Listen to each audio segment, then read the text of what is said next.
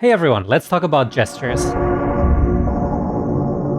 I have a bit of background in academic music, and I found it super interesting that there are some concepts in academic music that haven't really found their way into mainstream music production. One of these neat concepts is the idea of a musical gesture. And so today I want to talk a little bit about musical gestures and how you can implement those using a joystick in a Eurorack system. The first part of this video looks at the theoretical backbone, but we'll quickly switch over to patch examples in Eurorack. I'll even be turning the patch examples into a short music piece, like this.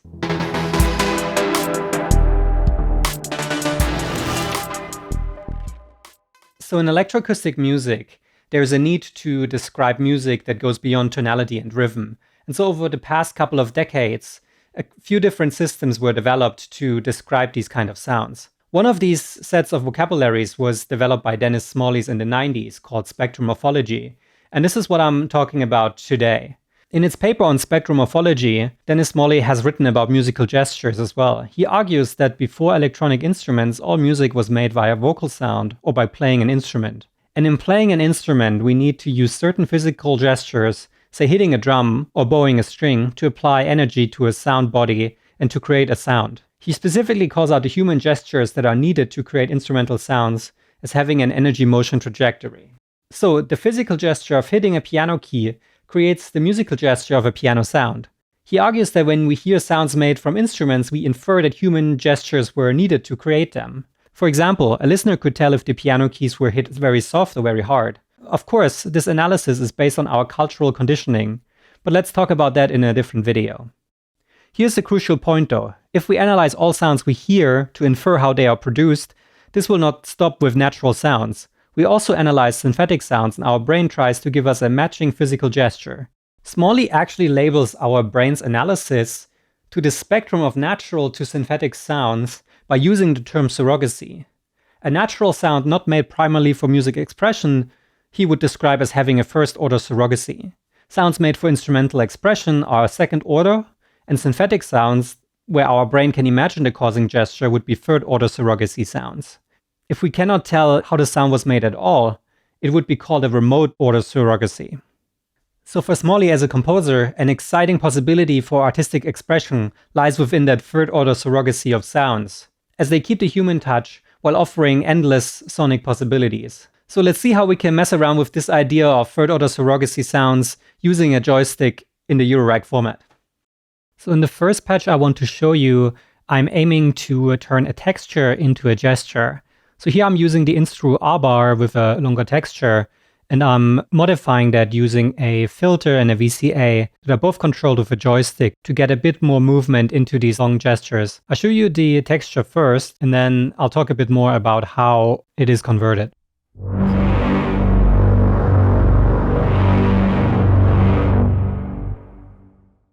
So in order to turn this texture into a gesture, I am routing that audio into a VCA and then into a filter. The VCA and the filter are both controlled by envelopes coming out of maths. I've programmed maths to have a slow-moving and a fast-moving envelope. The slow-moving envelope only moves the filter cutoff of the filter, and the fast-moving and the slow-moving envelope are combined to then control the cutoff of the VCA. This whole thing is a bit inspired by low-pass gates. So low-pass gates have a more open sound when the sound that comes in is louder, and they get quieter, but also they filter more top end when the sound gets quieter. So I'm emulating this a bit here, and you can hear it in the results that are coming out of this.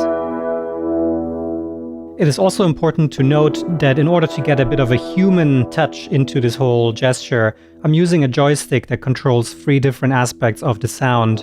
The Y dimension is controlling the pitch of the Arbhar, and the X dimension and the rotation of the joystick are controlling the speed of both of maths envelopes.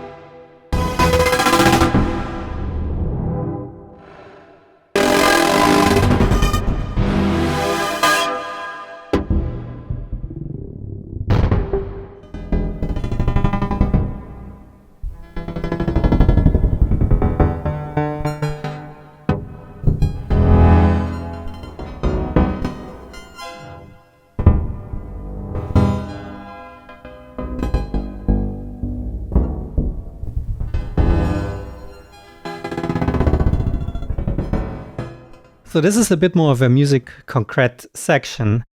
What I've done here is I have loaded up the Arbhar with 6 different samples of me messing around with a box full of Lego pieces. Here you can hear one of the original files.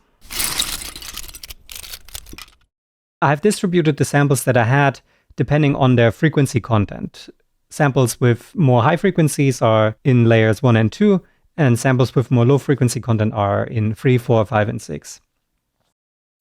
I'm using the joystick to control the pitch, the layer selection, and the length of the grains of the Instruo Arbhar all at the same time to hopefully get some really expressive movements with these recordings.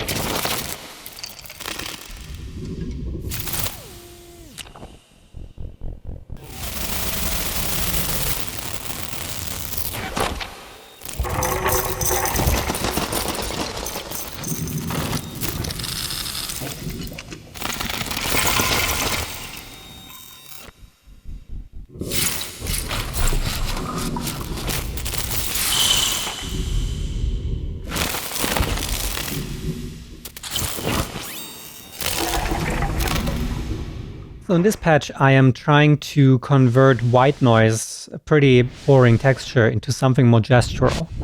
I'm doing this by having a joystick connected to a VCA and a filter, and I'm trying to use my hand motions to control the VCA volume as well as the filter cutoff. Once I have gestures I like, I'm running my joystick into this Ephemere here, which is a CV recorder. I am recording my movements and play them back, and while they're playing back, I can use the 100 grid filter brass balls as live connections to alter the sound further.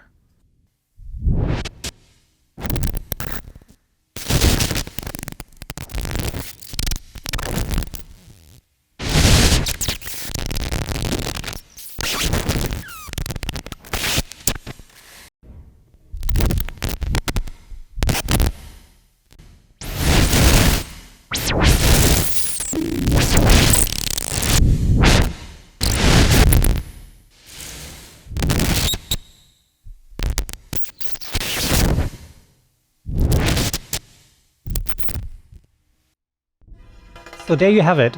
A couple of different ideas of turning boring textures into more expressive gestures using a joystick. I hope you enjoyed the video. Hope you leave a like and subscribe, and I'll leave you with a short music composition that uses all of these sounds you've heard so far together.